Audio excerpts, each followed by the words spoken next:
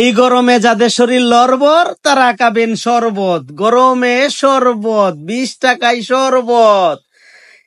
এইখানেতে কি আছে? ইসবগুলের বুসি আছে, তারপরেতে কি আছে? এলুবেরার ঝুল আছে, তারপরেতে কি আছে? চিয়া সিডের গুঁড়া আছে, তারপরেতে কি আছে? তাল মাখনার গুঁড়া আছে, তারপরেতে কি আছে? তুকমার গুঁড়া আছে, তারপরেতে কি আছে? গুড় দেওয়া পানি আছে, তারপরেতে কি আছে? ঠান্ডা পানি আছে।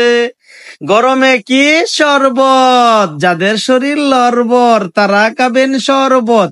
যাদের আছে গ্যাসের ব্যথা তারা খাবেন এলোভেরা। যাদের আছে গ্যাস্ট্রিক তারা খাবেন শরবত। গরমে শরবত। যাদের শরীর লড়বর তারা খাবেন শরবত। আজকে আমি আয়া পড়ছি শরবত খাইতে। আপনারাও চইলা যাবেন, আপনারাও আয়া পড়বেন শরবত খাইতে। যে আনো এরকম এলোভেরার দিয়া, সিয়াসিড দিয়া, এই তাল মাখনা দিয়া আপনার শরবত বানাইতেছে। এই নই আপনারা খাই আলবেন 20 টাকা দিয়ে 1 গ্লাস শরবত। দেখবেন যাদের গ্যাসের ব্যথা আছে তারা একদম গ্যাসের ব্যথা শেষ। যারা দেখবেন যে এই পায়খানা কষা কষা হয়ে গেছে তারা দেখবেন এটা 1 গ্লাস খাইলে একদম ক্লিয়ার হয়ে যাবে। সবগুলা ওষুধি গাছ।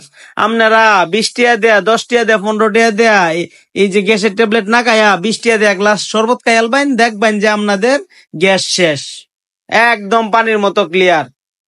সেই জন্য আজকে এই ভিডিওটি আমার করা।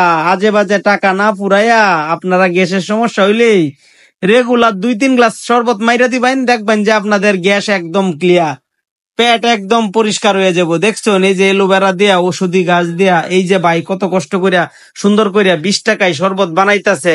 আজকে আমারও শরীরটা লড়বড় হয়ে গেছি এই গরমে, তাই আমি আয়া পড়ছি শরবত খাইতে। শরবতটা খাইয়া লই দেই কি অবস্থা।